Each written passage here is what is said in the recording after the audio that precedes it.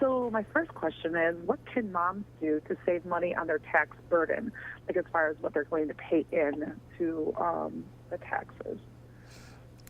So really, it's all about making sure that you have all the documentation and being organized about it and claiming all of the credits and tax deductions that you can to minimize that amount as small as legally possible that you have to owe. If you don't like what happened to your refund this year, you can make sure it doesn't happen again by having like a W-4 planner or working with a tax professional to planning for what it's going to look like next year.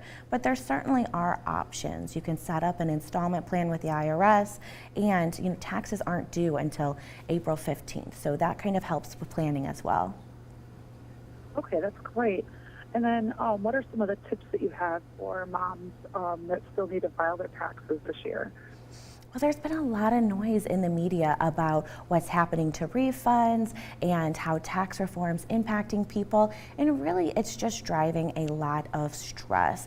Moms are overwhelmed when it comes to tax season. It's another thing that they have to do, but the important thing is don't worry and don't panic. In fact, if you have children under the age of 17, you're more likely to be able to claim the child tax credit this year, which actually doubled.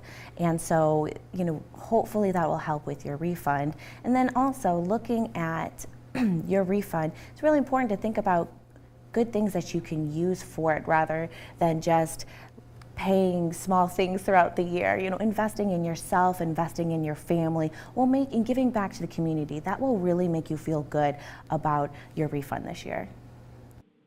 Okay, and then how does H&R Block help lower income families to save on their tax costs? One thing brand new this year that we're really, really proud about is our upfront transparent pricing. Whether that's online or in the office, you'll know how much that it costs to get your taxes done.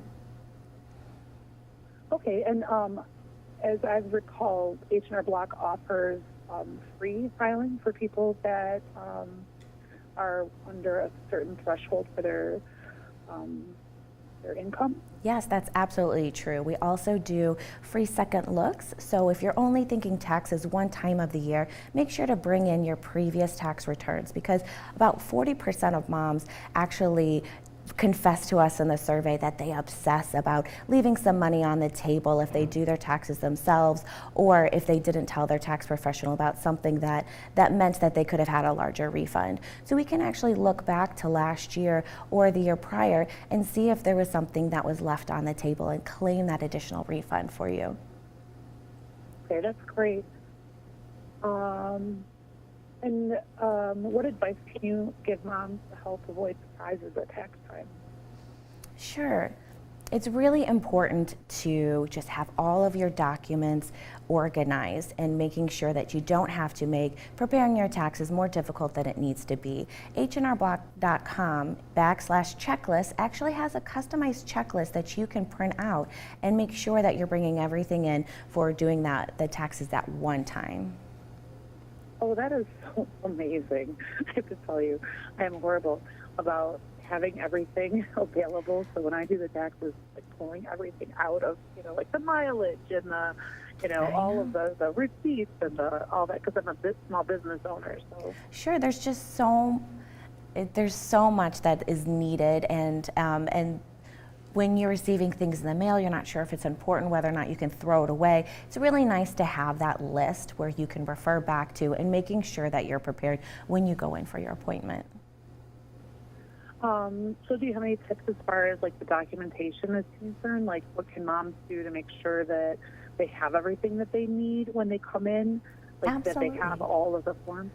Sure. One thing that gets overlooked is, for me personally, my daycare sends me an itemized receipts of the daycare expenses for the entire year. And I know I need that to claim the daycare credit. But what's missing on that form is the EIN of the daycare facility. So that's something that you just remember you need to call and bring that in, as well as medical expenses, as well as property taxes, anything from prior years that you would need need, what's very cool about this year is that the standard deduction actually doubled for basically every filing status. So if you itemized last year, the standard deduction actually might be better for you this year. But if you took the standard deduction last year, the fact that it's doubled, hopefully that will help with your taxes.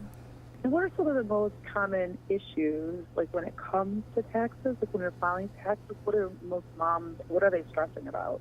Sure.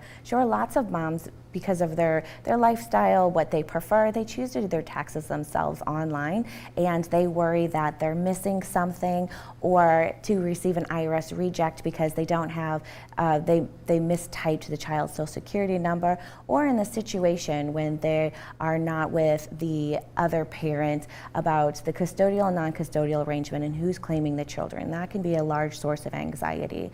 But certainly the top of that list is owing money. Money is looked at as a source of security by lots of women that I talk to, and owing money is something that they're very, very scared about. But it's really about just letting moms know, build that confidence, just go in and do it. It's better to know and plan for it rather than to just let that continually stress. So go in with your checklist, make sure that you have all the documentation that you need, and just understand that it's important to file something. Even if you owe, the failure to file penalty is 5 times greater than the failure to pay penalty. So if you need to set up some other sort of payment plan or payment arrangement, that's fine too, but make sure that you file by April 15th. And then I was reading about the survey that you had conducted, and can you tell me a little bit more about that, like maybe just an overview? Sure. We found that about 40% of moms feel overwhelmed during tax season, and I really want to know what were those other 60% thinking? Certainly moms have a lot on their plate. I do. I know that. And having the stress of worrying about owing as well as what documentation is needed, a lot of moms just prefer to talk to somebody and get help. There's 150 million Americans that have to file tax returns annually, and 96% of them use some sort of help. And I'm really proud that our company offers the most choice of getting expert help than really any other company. It can be filing your taxes yourself, that's it, talking to a tax pro as you're completing your tax return, all the way to drop-offs or completely digital working with a tax professional. We offer the most choice as it comes to how you need to fit help in. Okay.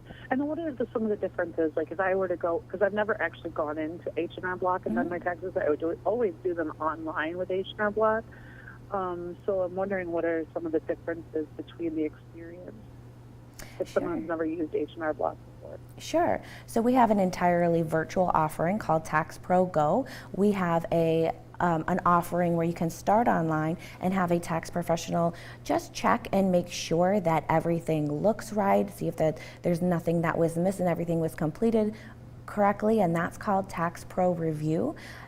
In the assisted realm in retail, you could walk in and sit with a tax professional and have them walk through with you, and you can view the whole thing on a second screen, on a second monitor, and watch them actually prepare and tell you what they're doing. If you don't have time for that, you can also do drop-off and improve online, so you don't have to be there to sign it when it's completed. We have year-round offices too, so anytime that you need to have a W-4 planning session or just ask a tax question to a tax professional, we are always there. So I could go in and kind of just get a feel about how we're doing so far throughout the year? Absolutely. Absolutely. And so a lot of things changed last year, obviously with the tax reform and the W-4 changing, even if you did nothing to plan for it. But going in and working with a tax professional just to say, here's where I am from federal and state, and here's kind of what I'm expecting, they can do a forward-looking what you will owe and what you're going to pay in for 2019 if you just bring in pay stubs and information about what you make, and they would be happy to help you. Oh, that's so wonderful. All right, I Is there anything else that you feel that I missed that you really want us to share with our fans? Sure. So if you haven't done your taxes yet, of course, April 15th is the deadline for your 2018 tax return, but don't forget to bring in your 2015 tax return. There is a 3-year statute of limitation on claiming any refund, so going back to those prior years for anything that you might have missed really might be worth it, because after that April 15th deadline, you won't be able to claim a refund on 2015 anymore. Okay, and is there a fee for H&R Block to look over that? So if you file with us, there's no fee for going back and looking at those prior year returns. Oh, okay, that's awesome. Yeah. Okay. Oh, well, thank you so much for your time. I really appreciate it. Of course.